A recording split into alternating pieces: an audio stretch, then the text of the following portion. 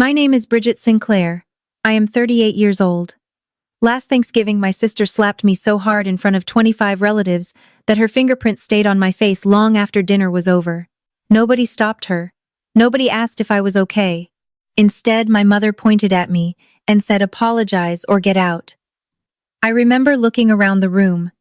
People who had known me my entire life. Not one of them said a word.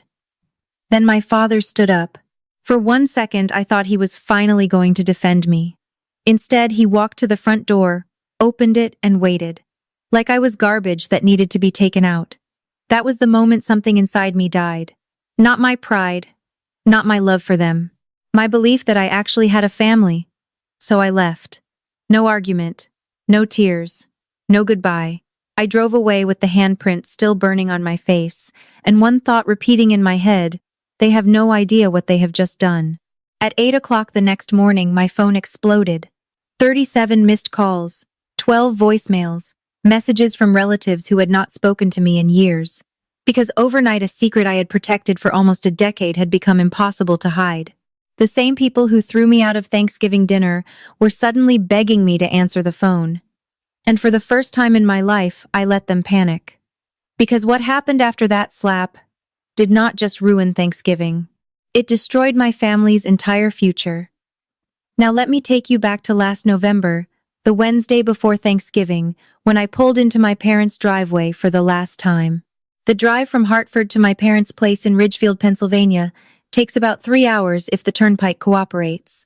I pull in around 4 o'clock in the afternoon, the trunk loaded with catering trays I ordered from a restaurant near my office. Turkey, sides, desserts, the full spread. I have been paying for Thanksgiving dinner for 6 years running. Nobody asked me to stop. Vanessa's car is already in the driveway. When I walk through the side door, she is standing in the kitchen arranging a cheese board like she is hosting a segment on morning television. Mom is right behind her adjusting the napkin rings. "There she is," Mom says, barely looking up. "Put the food on the counter." No hug. No "how was the drive?" Just directions. Vanessa waves a cracker at me. "You are late." I am not late. I told them 4 o'clock. It is 4:07. I start unloading the trays, and that is when I hear Mom talking to Aunt Colleen in the living room. "Vanessa's been here since noon. She handles everything for us, you know." I look around the kitchen, the new quartz countertops I paid for last spring. The recessed lighting I wired the electrician's deposit on. The back door with the glass insert. Me. All me. Not a single person in this house has ever said Bridget paid for that. It is always we finally got around to updating the kitchen. I set the last tray down and notice an envelope on the edge of the counter near the toaster. It is from First Heritage Bank, the lender on my parents' second mortgage. The envelope is sealed, but the flap is slightly peeled at the corner, like someone opened it and resealed it. I pick it up, turn it over. My fingers want to tear it open. "Do not touch that." Vanessa is behind me. "That is Mom and Dad's mail." I put it down, but I do not forget it. I should tell you about Grandma May. She raised me more than my parents did, and that is not an exaggeration. When I was 6, Dad picked up a second shift at the plant, and Mom started cleaning houses on weekends. Vanessa was 2, still a baby. So I went to Grandma May's every morning before school, every afternoon until dark. She taught me how to read a budget, how to shake someone's hand, how to tell the difference between being kind and being used. When I was 22, I sat beside her hospital bed and held her hand. The monitors beeped in a slow rhythm that I still hear sometimes when a room gets too quiet. She looked at me clear-eyed, even at the end, and said, "Keep them together, Bridget. They do not know how." I promised. For 16 years I have kept that promise.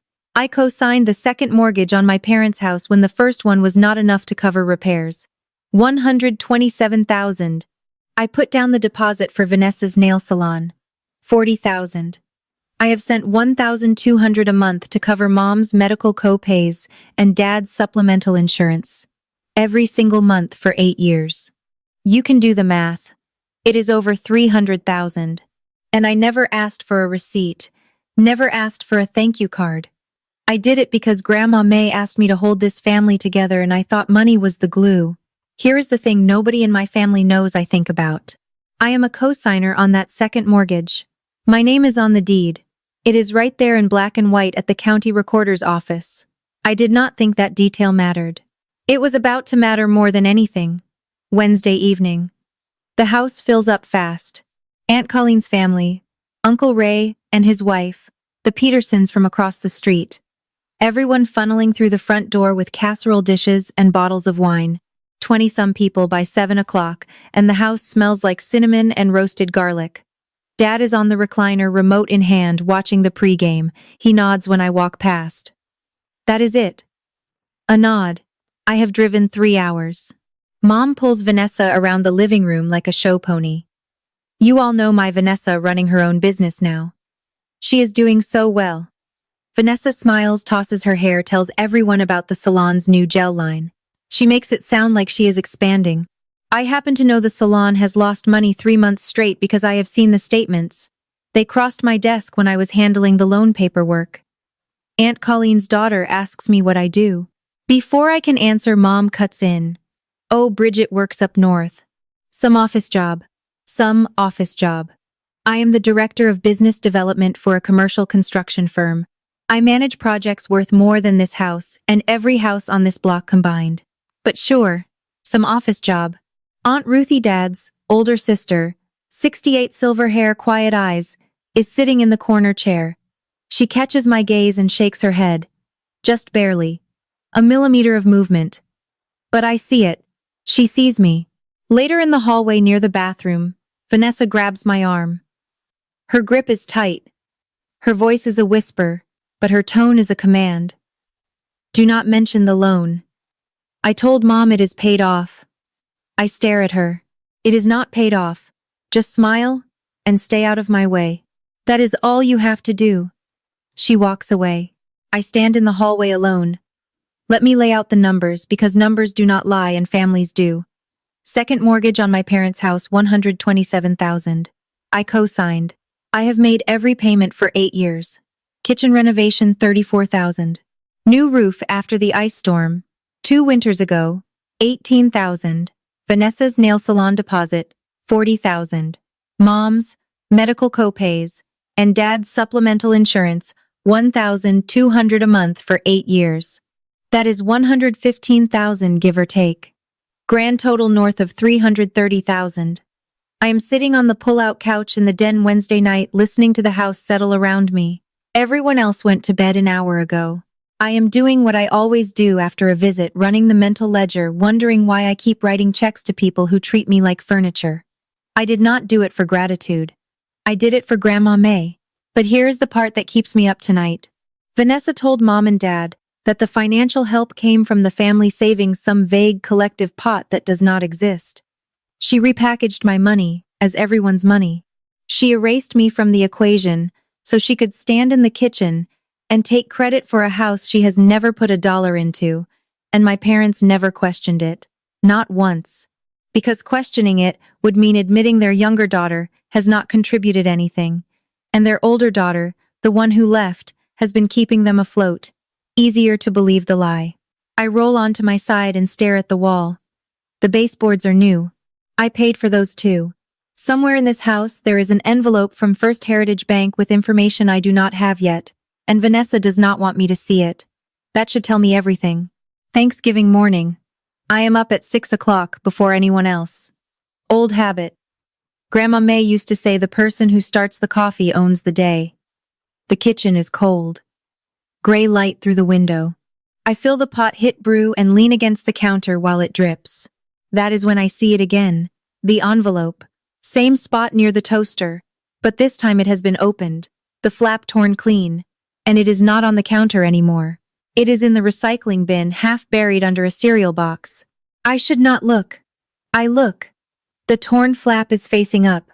Through the opening, I can see the top of a document. Bold header, deed transfer notification. My pulse jumps. I pull out my phone. Not to document anything, just reflex.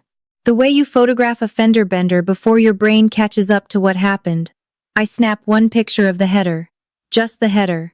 Then I shove the envelope back under the cereal box. Deed transfer.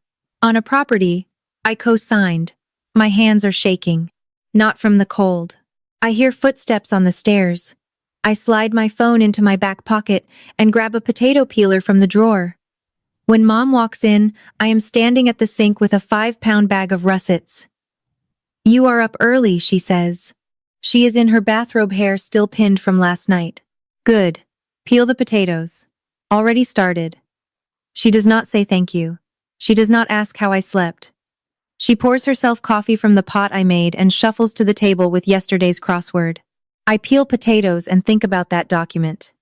Deed transfer notification. It could be routine, a refinance update, a tax adjustment. It could be nothing. But Vanessa told me not to touch that envelope. And Vanessa never cares about nothing. I peel the last potato and drop it into the pot. The water splashes and settles. I stare at the gray skin curling off the blade. If my name was removed from that deed, and I do not know that it was, but if then I have been paying $127,000 into a house, I no longer have a legal claim to. That is not a disagreement. That is theft. But it gets worse. If Vanessa put her name on the deed and used the equity I built to open a new line of credit, a home equity line of credit, a second lien anything, then I could be on the hook for debt I did not authorize. My credit score, my borrowing power, my professional reputation. Staying silent is not peace. Staying silent is a signature on a blank check. But it is Thanksgiving, and I hear people moving upstairs, car doors shutting in the driveway. The Petersons are early. Aunt Ruthie's voice in the hallway warm and scratchy. I had two choices: keep peeling potatoes or start peeling back the lies. I dry my hands on the towel. I choose peace for now. Because Grandma May's voice is louder than my suspicion, and I have spent 16 years honoring the woman who raised me. One more day is not going to break me. "Bridget, get the good china from the hutch." Mom calls from the dining room, and sure, Vanessa's place setting is by Dad. Of course it is. I carry the plates to the table, 25 settings. I count my own, and place it at the far end near the kitchen door, the seat closest to the exit. Vanessa walks in, freshly done up heels, clicking on the hardwood I refinished. She does not look at me. She looks past me. "What is wrong with you?" she says. "You look like someone died." She laughs. Gerald passes through the room without a word.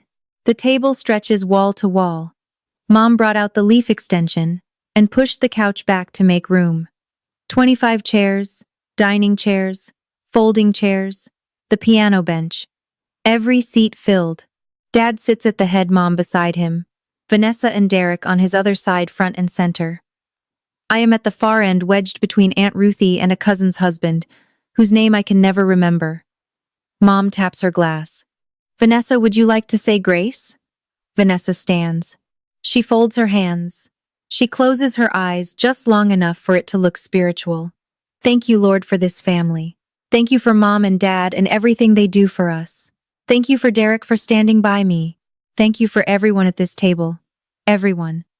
A word that technically includes me, but functionally does not. Amen. The room says. I look down at my plate. Aunt Ruthie's hand finds mine under the table. She squeezes once. The food circulates. Turkey platter, mashed potatoes, cranberry sauce. Voices stack on top of each other. Someone's kid spilled juice. Uncle Ray is arguing about the Eagles' defensive line. The Petersons brought a pumpkin pie that nobody asked for. I eat. I smile when someone talks to me. I pass the gravy. But I am watching Vanessa. She is at the center of every conversation. She laughs too loud. She touches Mom's arm. She tells a story about a customer at the salon, and the whole table leans in. And she keeps glancing at me. Quick, sharp glances, like she is checking whether I am still in my seat, whether I am staying quiet. I take a sip of water and meet her eyes across the table. She looks away first. After dinner, the table fragments. Some people drift to the living room. Kids scatter to the basement. The men collect around the television. I am carrying plates to the kitchen when I hear Vanessa's voice rise over the chatter. She is in the living room, perched on the arm of the sofa, holding her right hand out, like she is modeling for a catalog. "Mom gave it to me last week," she is saying. "Is not it gorgeous?" I stop in the doorway. I know that ring. Oval sapphire, thin gold band, a tiny nick on the setting where Grandma May caught it on a garden fence in 1987. She used to let me try it on when I was little. It swallowed my finger every time. Grandma May told me that ring was mine. She said it in front of Mom. She said it the summer before she died. Where did you get that? My voice comes out flatter than I intend. Vanessa smiles. Mom gave it to me. She said Grandma would have wanted me to have it. I look at Mom. Mom nods. Vanessa's here every day. She deserves it. The room goes quiet. That particular quiet where everyone pretends they did not hear something heavy. Aunt Colleen studies her wineglass. Uncle Ray coughs. Derek is sitting in the corner. He is watching me. His jaw is tight. He looks like a man holding a secret he does not want. Okay, I say. One word. I turn and walk back to the kitchen with the plates still in my hands. I set them in the sink. The water runs. I watch it fill around the china. The good china. The china Grandma May picked out for this house. Okay was all I had. Because the alternative was a truth that would have split that room down the middle. And I was not ready for that. Not yet. Vanessa follows me into the living room 20 minutes later. The dishes are done. I am standing near the fireplace talking to Aunt Ruthie about her garden, trying to feel normal. Vanessa settles into the center of the couch and starts telling stories. Old stories. Childhood stories. The kind that sound funny if you were not there. Remember when cried at her science fair because nobody came? She is looking at the room, not at me. She made this whole volcano and then sobbed when Mom had to work. She always needed so much attention. I feel the blood rise in my neck. That is not how it happened. Vanessa tilts her head. See? Still so sensitive. Bridget, do not start. Mom's voice from the armchair sharp final. Not today. Girls enough. Dad from the recliner eyes still on the screen, but his enough does not land on Vanessa. It lands on me. It always lands on me because I am the one who responds. Vanessa never has to stop because nobody ever tells her to start. She keeps going. Another story. Another revision of history, where she is the responsible one, and I am the fragile one. The room listens. A few people laugh nervously. Most look at their drinks. Then she leans forward, voice sweet as caramel, and says, I just want us to be a family. Is that so hard for you? 25 people in that room, not one of them heard me. Not one of them heard how the word family sounded coming from a woman wearing my dead grandmother's ring while sitting in a house I pay for. Aunt Ruthie catches my eye. She mouths two words. Not here. I clench my jaw. I nod. But the air in the room has changed, and Vanessa knows it. I can see it in the way she will not stop talking, the way people talk when they are trying to drown out something they are afraid of. I need water. That is all. I need a glass of water and 2 minutes where nobody is looking at me. I stand up from the fireplace. The living room is packed, bodies in every chair, kids on the floor, coats piled on the piano bench. The only path to the kitchen cuts between the coffee table and the back of the sofa where Vanessa is holding court. I turn sideways to squeeze through. My shoulder brushes hers. Barely. The kind of contact that happens 100 times at any family gathering. The kind you do not even register. Vanessa registers it. She goes still. Mid-sentence. Mid-laugh. The room notices. The way a room always notices when the loudest person stops making noise. She turns her head slow. Her eyes lock onto mine. I see it coming. The way her jaw sets. The way her right hand lifts off the armrest. I see all of it. And my body does not move because my brain refuses to believe what is about to happen. Not here. Not in front of everyone. Not over a shoulder brush. But I am wrong. The room holds its breath. 25 people. Forks paused midair. Conversations cut dead. Even the television seems quieter. Vanessa's hand is in the air. Her eyes are black and flat. And I am standing there, glass of water forgotten, watching my younger sister, her arm back in a room full of family. I want to tell you I was ready. That I saw it coming and braced myself. But the truth is I just stood there. The way you stand at the edge of something you have been falling toward your whole life. And you finally feel the ground disappear. The next 3 seconds changed everything. I am standing there, and I can feel it coming. You know that feeling. When the room shifts, and you know something is about to happen, but you cannot stop it. Right now, I need you to hit that subscribe button and drop a comment. Have you ever been the person your family blames no matter what you do? Tell me, because I need to know I am not the only one. Now let me tell you what happened next. But before I tell you about the slap, and I will every detail I need to rewind 30 minutes to what happened in the bathroom. After Vanessa's little performance with the childhood stories, I excused myself, walked down the hallway, locked the bathroom door, and sat on the edge of the tub with my phone. Not to hide, to breathe, and to check my email because that is what I do when I need to feel like myself. I work. 3 unread messages. 2 from colleagues' holiday pleasantries. The third, from Marcus Webb. Marcus is a real estate attorney I have worked with for years on commercial deals. Smart, thorough, the kind of man who uses periods in text messages and never sends an emoji.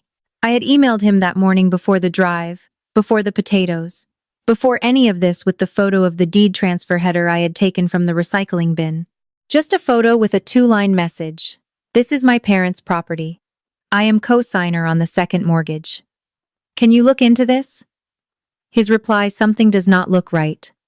Call me Monday. Marcus does not say something does not look right unless the ground is moving under you. I have worked with him on 12 transactions. He is measured precise. If he is concerned, I should be concerned. A second message sent 4 minutes later. Do not sign anything. Do not agree to anything. Call me Monday. 2 messages, no pleasantries, no happy Thanksgiving, just instructions. I stared at the screen until the backlight dimmed. Then I splashed water on my face, unlocked the door, and walked back toward the living room. I did not know what Marcus had found, but I knew the shape of it. The way you know a storm is coming. Before you see the clouds, you feel the pressure drop. I step into the hallway and nearly collide with Derek. He is standing alone, leaning against the wall opposite the bathroom, arms crossed. His tie is loosened. His face looks like a man who has been arguing with himself and losing. Bridget. His voice is low, almost a whisper. I want you to know I told her not to do it. I stop. Do what? He opens his mouth, closes it. His eyes dart toward the living room where Vanessa's laugh cuts through the noise like a siren. Derek. Vanessa's voice sharp. Get in here. He flinches. Actually flinches. Then he looks at me straight on, no blinking, and says, just check your mail when you get home. The real mail, not email. The stuff in your mailbox. Derek now. Vanessa again. He pushes off the wall, pauses. I am sorry, he says. Then he is gone, rounding the corner into the living room, where Vanessa is waiting for him the way a dog waits for a squirrel. I stand in the hallway. The bathroom faucet drips behind me. A kid runs past toward the basement, sneakers squeaking on the hardwood. Check your mail. Derek knows something. And whatever he knows, it scared him enough to warn me, but not enough to say it out loud. That tells me 2 things. The information is serious, and Vanessa is the reason he cannot share it. I pull out my phone. Marcus' message is still on the screen. Do not sign anything. And now Derek. Check your mail. 2 men. 2 warnings. Neither willing to give me the full picture. I slip the phone back into my pocket. My fingers brush against the edge of my car keys. For the first time all day, I think about driving home, just getting in the car and going. But Grandma May's voice holds me in place. 1 more hour. Just 1 more. Mom wants a photo. Of course she does. She wants one every year, and every year she orchestrates it like a Broadway director working with community theater actors. Everyone by the fireplace. Gerald Center. Vanessa right here next to me. Derek behind Vanessa. Ruthie on the end. People shuffle into place. The fire crackles. Someone's kid is crying in the basement. Uncle Ray holds up the phone camera and tries to figure out the timer. Bridget stand in the back. I step behind the second row. I can see the top of Mom's head in front of me. Vanessa's highlighted hair, Derek's stiff shoulders. Aunt Ruthie reaches back and tugs my sleeve, pulling me forward. Come up here, honey. You are hidden. Ruthie, you are blocking Vanessa. Mom does not even turn around. Ruthie lets go of my sleeve. She gives me a look. The kind that says I am sorry, and I see you at the same time. How's your Thanksgiving? Uncle Ray calls. The shutter clicks. I am at the edge of the frame, half cut by the border. 1 foot in, 1 foot out. The perfect metaphor for my place in this family. I think about the last photo with Grandma May. Christmas 16 years ago. She stood in the center. I was tucked under her arm. She smelled like lavender and brown sugar. In that photo, I am grinning so wide my eyes are almost shut. I belonged somewhere in that frame. Not anymore. The crowd breaks apart. People check the photo on Uncle Ray's phone. Oh, that is a good one. Look at the kids in front. Nobody says where is Bridget. Because Bridget is barely visible, and nobody notices what they have trained themselves not to see. That was the last family photo I would ever be in. I did not know it then, but looking back, the frame was already broken. Now you are caught up. I am standing in the gap between the coffee table and the sofa. My shoulder has just brushed Vanessa's. A nothing touch. The kind that happens when 25 people share 1,200 square feet of living room. Vanessa's hand connects with my face before I finish my next breath. The sound is sharper than I expected. Not a thud, a crack. Open palm full swing right across my left cheek. My head snaps sideways. My earrings? I taste something metallic at the corner of my lip. Are you blind or just stupid? Her voice fills the room like a smoke alarm. High shrill, every syllable weaponized. The room freezes. I mean freezes. Uncle Ray's beer bottle stops halfway to his mouth. Aunt Colleen's hand covers her daughter's eyes. A kid near the television drops a crayon. The furnace kicks on, and the sound of it is deafening because everything else has stopped. I straighten my head. I feel the heat spreading across my cheekbone. My left eye waters. Not tears, just the body's reflex to being struck. I blink it away. I look at Vanessa. Her chest is heaving. Her hand is still raised not to hit again, but because she has not decided what to do with it yet. Her eyes are wide, not with regret, with adrenaline. 25 people saw it. Not a single one of them speaks. The silence is so heavy, I can hear the ice settling in someone's glass across the room. I can hear the clock on the mantle. I can hear my own heartbeat thick and slow, like it is pumping through mud. I stand there. I do not raise my hand. I do not step back. I do not say a word. Because the next voice that breaks this silence will tell me everything I need to know about my family.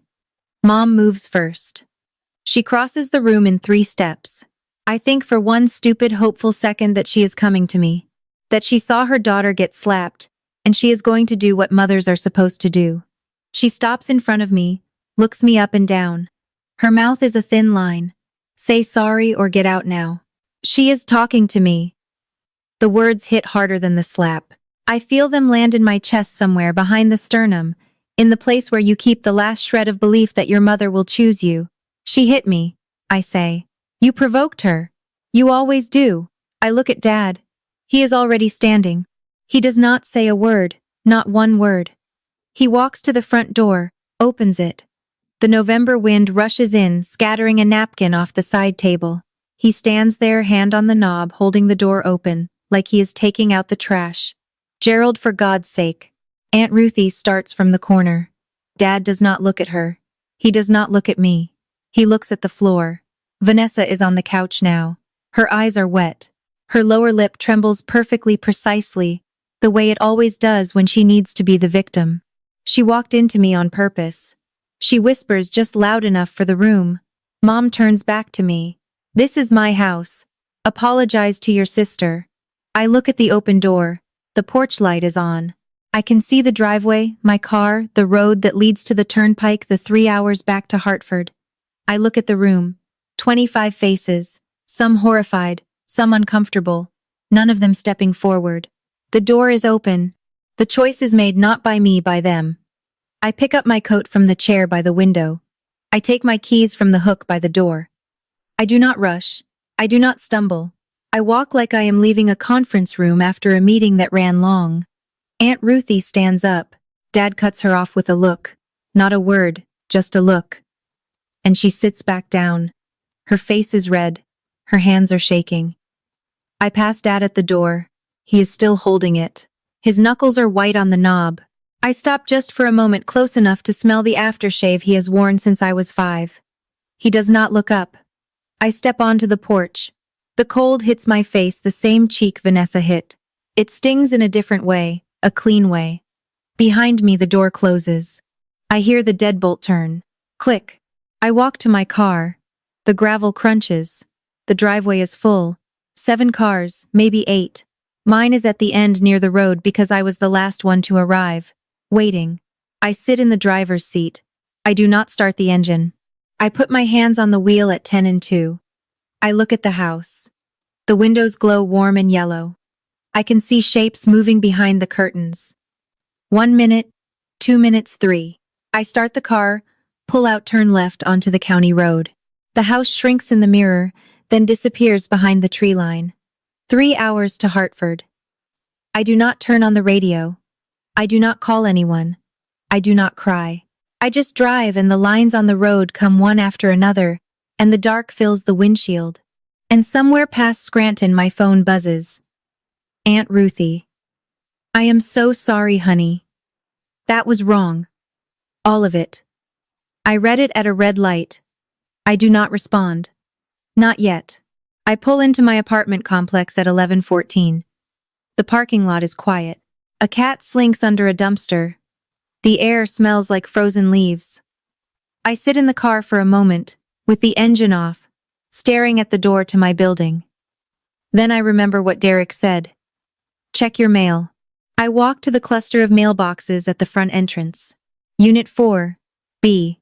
I turn the key and pull out 3 days' worth of envelopes. Junk a credit card offer, a water bill and one from the Fulton County Recorder's Office postmarked 5 days ago. I tear it open under the parking lot light. It is a certified copy of a deed transfer, my parents' property. The document shows the transfer was recorded 3 weeks ago. My name, Bridget Sinclair, has been removed from the deed. A new name has been added, Vanessa Sinclair. At the bottom 4 signatures. Gerald Sinclair, Donna Sinclair, Vanessa Sinclair, and a 4th Bridget Sinclair. I stare at my name. My name in handwriting that is not mine. The loops are too round. The S does not match.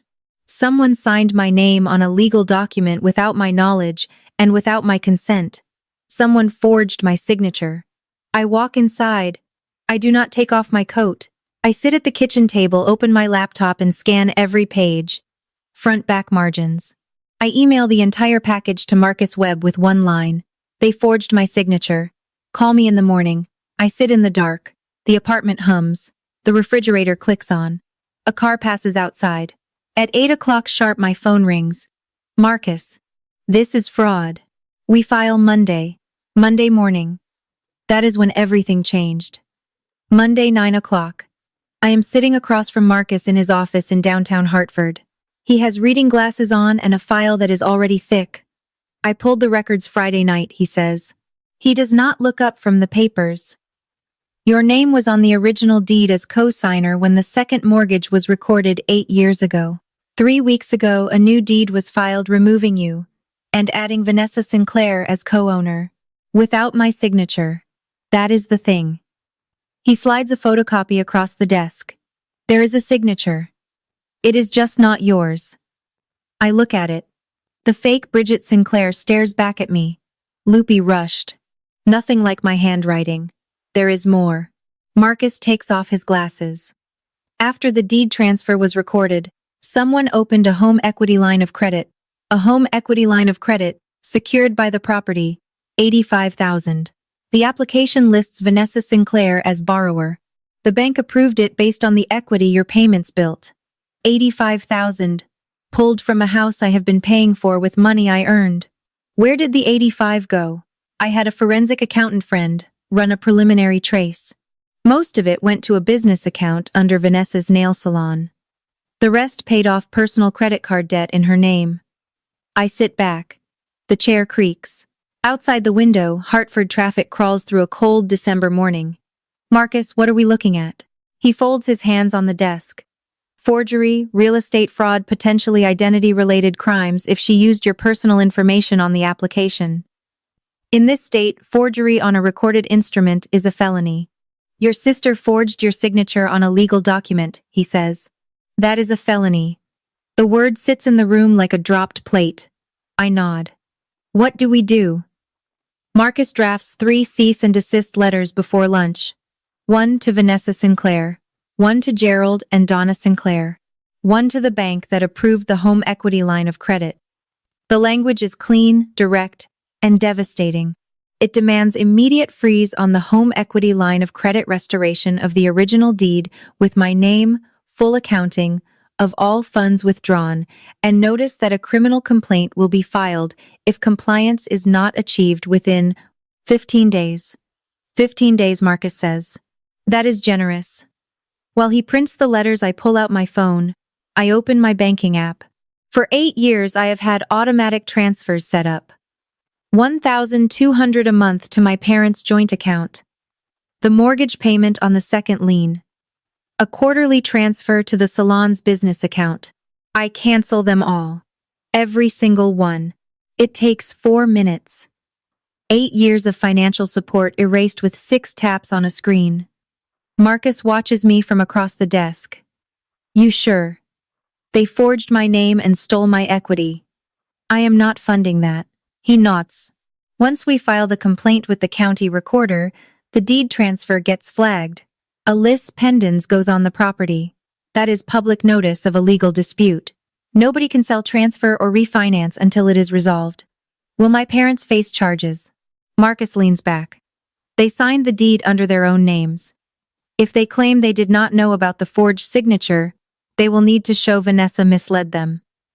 Either way, someone is in legal trouble. I stare at the letters on his desk. 3 envelopes, 3 relationships detonated with 12 pages of legal language. I am not punishing anyone, I say. I am protecting myself. Marcus slides the envelopes into a FedEx mailer. That is exactly what you are doing. We shake hands. I drive back to my apartment. My phone is silent for the first time in months. It will not be silent for long. Wednesday, 5 days after Thanksgiving. My phone rings at 7:42. Mom. I almost do not answer. But I have been waiting for this call, the way you wait for test results. Wanting to know, dreading to know. Bridget, something is wrong with the bank. Her voice is tight, not angry yet. Confused. The payment did not go through this month. There is no error, Mom. I canceled it. Silence. The kind that has weight. I can hear the kitchen clock ticking through the phone. I can hear Dad breathing somewhere nearby. What do you mean you canceled it? I mean I stopped paying for a house I no longer own. What are you talking about? Her voice pitches up. This is your family. A family that forged my signature and stole my equity. You will be hearing from my attorney. The silence breaks. Mom's voice cracks open like ice on a pond. You ungrateful. After everything we have. Everything you have, what, Mom? Name one thing. She cannot. The pause stretches. I hear her breath catch. Then Dad takes the phone. His voice is low and tired, the way it always sounds when he has been drafted into a fight he would rather watch from the recliner. Bridget, do not do this to your mother. I did not do anything to her, Dad. Check who did. I hang up. I set the phone on the counter screen down. It buzzes 14 times over the next 3 hours. Vanessa, Mom, Dad. Vanessa again. Derek once, Mom, Vanessa. Vanessa, Vanessa. I do not answer a single one. I make coffee. I eat toast. I sit at my kitchen table and watch the December sun crawl across the floor. And for the first time in 10 years, I do not feel the weight of that house on my back. I did not raise my voice. I did not need to. Thursday, the FedEx arrives. I know because Vanessa calls me at 11:08, and she is crying. Not the theatrical crying she does for Mom, real crying, the ugly kind. Wet and ragged and afraid. You cannot do this to me. I am your sister. You forged my name on a legal document. That is not a family matter, Vanessa. That is a crime. Mom and Dad told me to do it. They said you would not care. I close my eyes.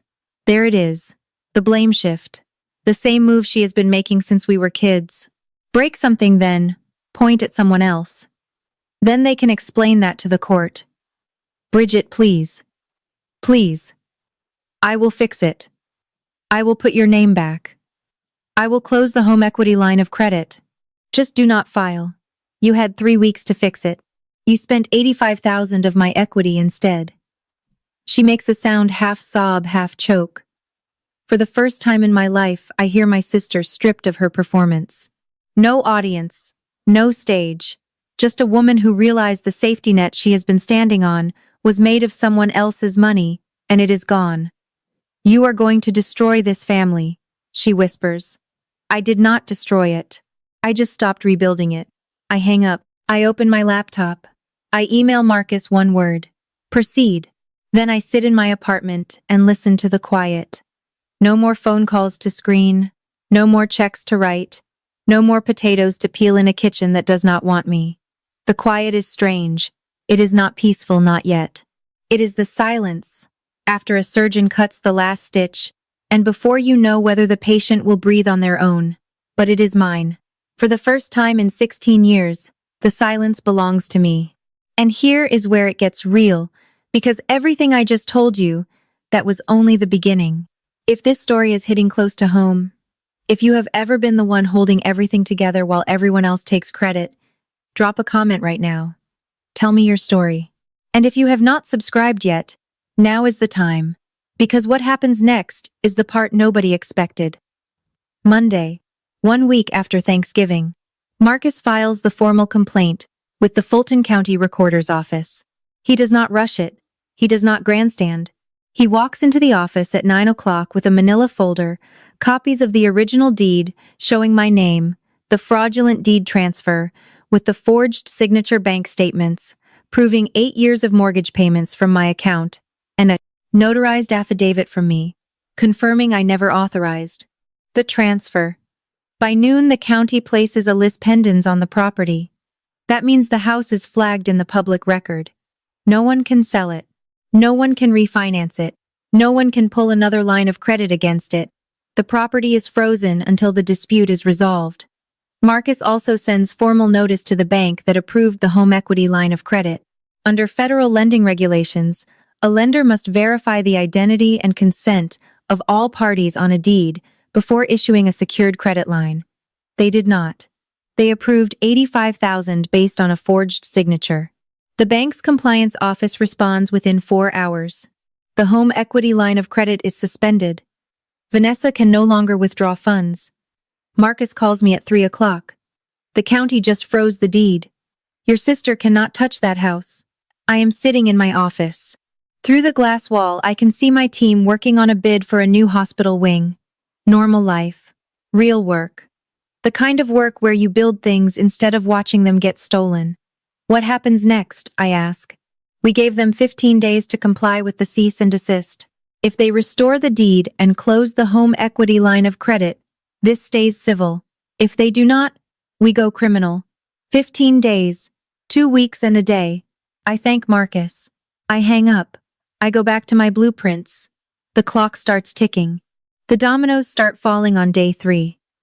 Vanessa had been using the home equity line of credit to cover her salon's operating costs.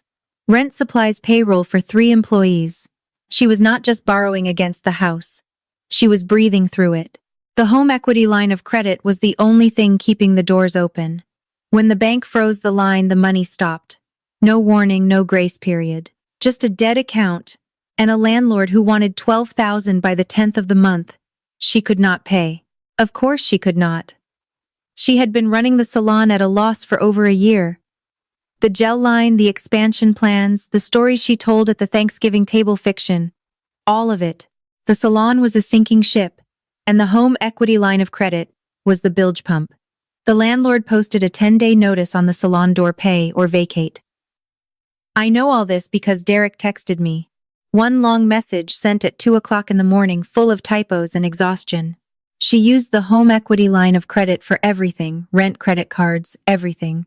She told me it was covered. I told her not to do the deed thing. She said if I said anything, she would tell your parents I cheated. I did not cheat. I just did not fight hard enough. He ended with "you stole from the one person keeping us afloat." That is what I told her. She threw a plate at me. I read the message twice. Then I put my phone down and went to bed. I did not feel satisfied. I did not feel vindicated. I felt the way you feel when a building you have been propping up with your own body finally collapses. Relieved that you stepped away but sick at the sound of it falling. Vanessa called me 6 times that week. I let everyone go to voicemail. Day 9. Gerald calls. I almost do not recognize his voice. It is thinner, older, like the last 10 days have added 10 years. Birdie, this has gone too far. He has not called me Birdie since I was 12. The sound of it cracked something in my chest. Something I thought I had already broken clean. Dad, she forged my signature. She made a mistake. People make mistakes. You held the door open for me, Dad, on Thanksgiving. You did not say a word. Silence. I can hear the furnace through the phone. I can hear Mom's television in the background, some game show with a too cheerful host. I did not know what to say, he says. That is the problem. You never do. More silence. Then carefully, like he is handling something fragile. What do you want from us? I want the deed restored. I want the home equity line of credit closed. And I want Vanessa to face the legal consequences of what she did. That is not revenge, Dad. That is the law. She is your sister. She committed a felony against me. Being family does not change that. His breath shudders. It is the sound of a man who spent 65 years avoiding hard conversations, now standing at the edge of one he cannot walk away from. If you do this, he says, your mother will never forgive you. I close my eyes. I see him at the door, hand on the knob, cold air flooding the room, his daughter's cheeks still red. He chose silence then. He is choosing negotiation now. Both are the same thing, avoiding the truth. She has not forgiven me for leaving home at 18, Dad. I think I will survive. He hangs up. No goodbye, just the click of a man who ran out of arguments he never had. I set the phone down and stare at the ceiling. 15 days, 6 left. Day 15. Deadline. Marcus sends a check and email at 9 o'clock. Any response from the other side? Nothing. No attorney contact. No compliance. No deed restoration. No home equity line of credit closure. Nothing but silence and Vanessa's Facebook post from 3 days ago. Some people use money to control their family. I feel sorry for anyone who thinks love has a price tag. I screenshot it and forward it to Marcus. His reply, she is building a narrative. We file tomorrow. And they do. The next morning, Marcus submits a criminal complaint to the district attorney's office. The charge is forgery of a recorded instrument and real estate fraud, both felonies. The complaint includes the forged deed, bank records showing unauthorized home equity line of credit, draws my affidavit, and a handwriting comparison prepared by a certified document examiner confirming the signature is not mine. The district attorney's office assigns a case number within 48 hours. I am sitting in my car outside the office when Marcus calls with the update. December sky, bare trees, the heater running. It is filed, he says. The district attorney has it. Okay. You okay? I look out the windshield. A woman is walking into the building across the street carrying coffee, scrolling her phone, living a Tuesday like it is nothing. I envy her for about 3 seconds. I gave them 15 days. I say. She gave me a slap and a forged signature. Marcus does not respond to that. He does not need to. I sit in the car for a few more minutes after we hang up. I think about Grandma May. I think about the promise I made to a woman who loved me enough to ask me to hold together a family that did not deserve it. I kept them warm for 10 years. They burned the house down themselves. I pull out of the lot and drive to work. January. The district attorney's office opens a formal investigation. Vanessa is summoned for a deposition. She hires a lawyer. I do not know how she is paying for one, and I do not ask. Maybe Derek. Maybe a credit card. Maybe Mom pawned something. It is not my concern anymore. The salon is gone. The landlord changed the locks on December 22nd. 3 employees lost their jobs 2 days before Christmas. Vanessa posted a tearful Instagram story blaming unforeseen financial circumstances, which is a creative way to spell, I stole my sister's equity, and it caught up with me. Derek moves out. He texts me once. I should have said something sooner. I am sorry. I believe him. Sorry does not rewind the clock, but at least he said it. On social media, Vanessa does what Vanessa does best. She performs. Being attacked by your own family during the holidays is a pain no one talks about. Some people cannot stand to see others happy. Family should be about love, not lawyers. She never mentions the forgery. She never mentions the home equity line of credit. She never mentions my name, but Aunt Ruthie does. Under one of Vanessa's posts, the one about family being about love, Ruthie writes a single comment. Maybe tell the full story, Vanessa. All of it. Vanessa deletes it in 10 minutes, but screenshots travel. Ruthie tells me later that 3 relatives texted her asking what she meant. She told them the truth, simply without drama. Derek confirms the rest. Quietly through his own lawyer, he provides a chain of text messages between him and Vanessa. Messages where she discussed the deed transfer, the forged signature, and her plan to open the home equity line of credit before anyone noticed. He does not do it for me. He does it because Vanessa threatened to lie about him, and he would rather tell the truth first. The walls close in, slowly, legally, completely. February. Mom calls one last time. I am making dinner, pasta, garlic bread, a glass of wine. The phone rings, and when I see Mom on the screen, I set the spatula down and answer. I do not know why. Maybe because her voice when she speaks is different. Not commanding, not sharp, small. I did not know about the signature, Bridget. I swear. But you knew I was paying for the house, and you told everyone it was Vanessa. Silence. I can hear her breathing. It sounds like the breathing of a woman who just climbed a flight of stairs she did not know she would have to climb. I just wanted to keep her close, Mom says. She is the only one who stayed. I stayed too, Mom. I stayed for 10 years. You just did not see me because I did not live in your zip code. She cries. Real crying. The kind that does not perform. The kind that just leaks out because there is no more room to hold it. I listen. I do not comfort her. I do not say it is okay because it is not okay. But I do not twist the knife either. There is no point in cruelty. Cruelty is what they did to me. I hope you figure this out, Mom, but I cannot be the one who fixes it anymore. Bridget, take care of yourself, Mom. I hang up. I go back to the stove. The pasta is slightly overcooked. I eat at the kitchen table alone. The apartment is quiet. The radiator ticks. Somewhere in Pennsylvania, my mother is sitting in a house she might lose, realizing that the daughter she dismissed for 20 years was the only one keeping the lights on, and the daughter she kept close was the one who set the fire. I wash my plate. I go to bed. I sleep better than I have in months.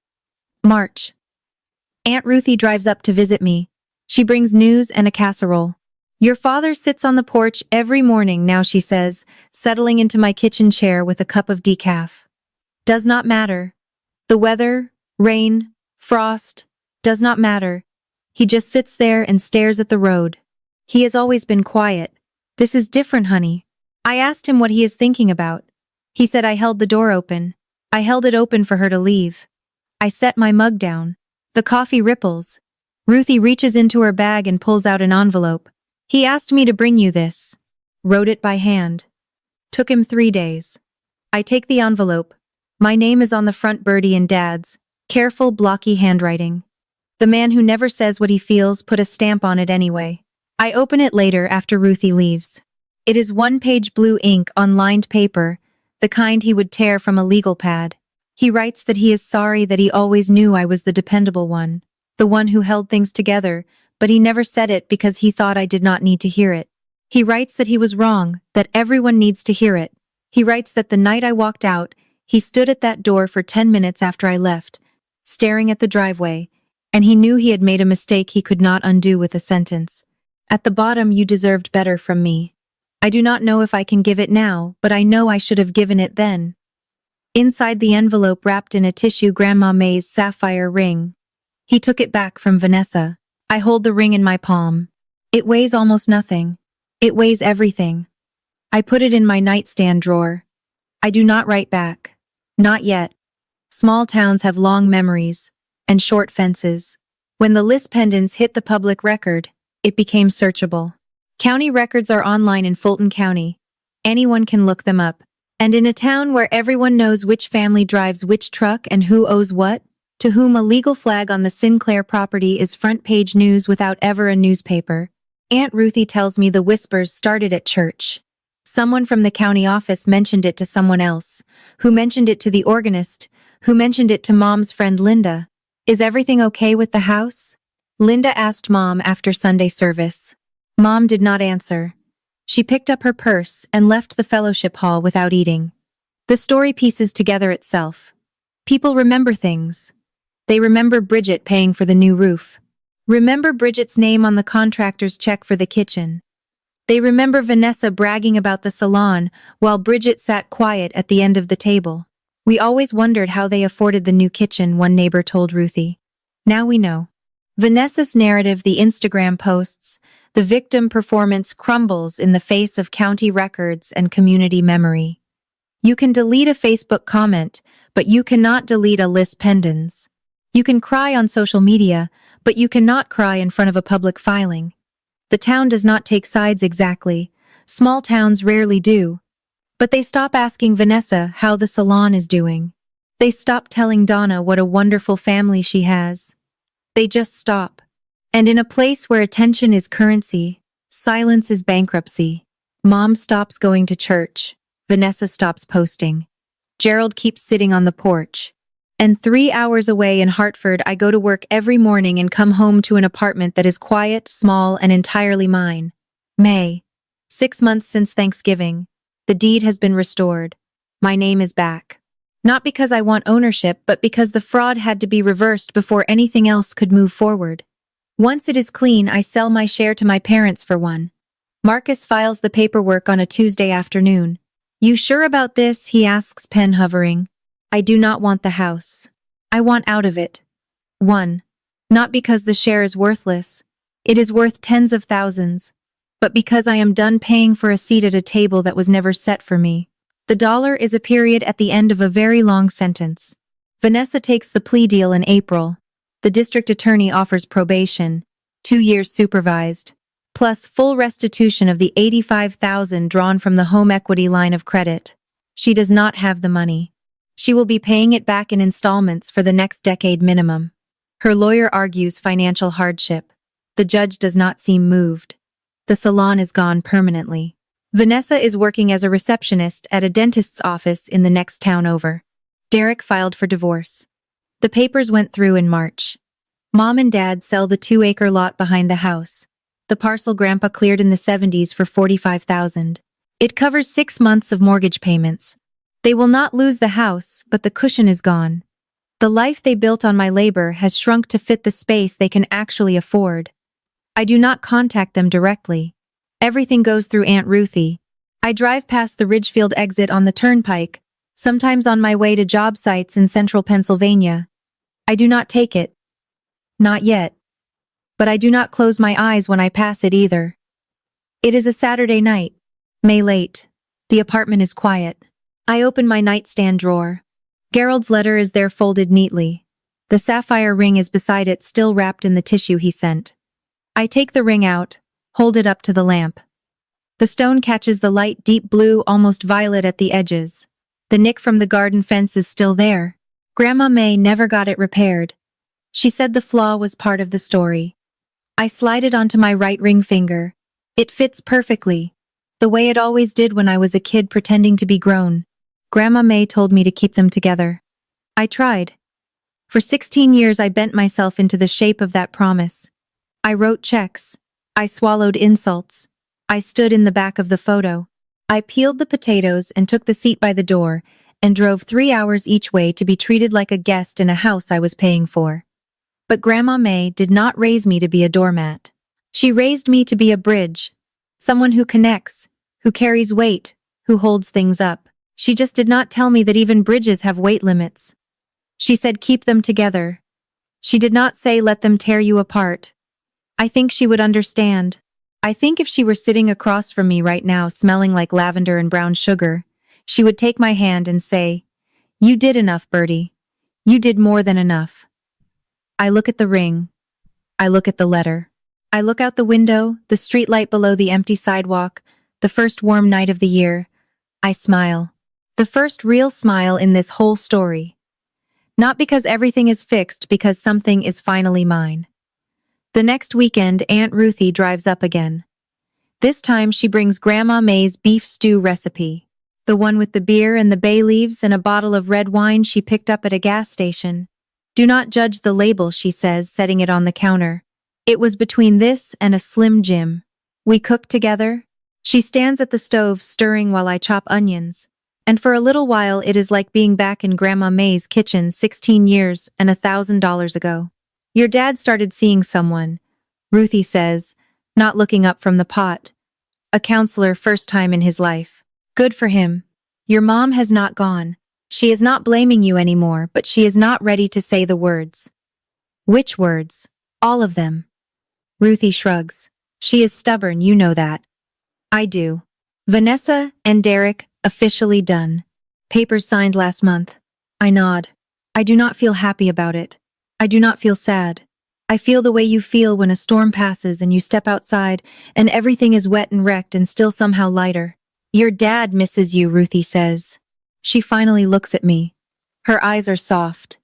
He will not say it right, but he does. I know. But missing me is not the same as respecting me. No, she says. It is not. We sit at my kitchen table with the stew and the gas station wine and we eat. The apartment is warm. The windows are fogged from the cooking. Ruthie does not give me advice. She does not tell me to forgive. She does not tell me to call.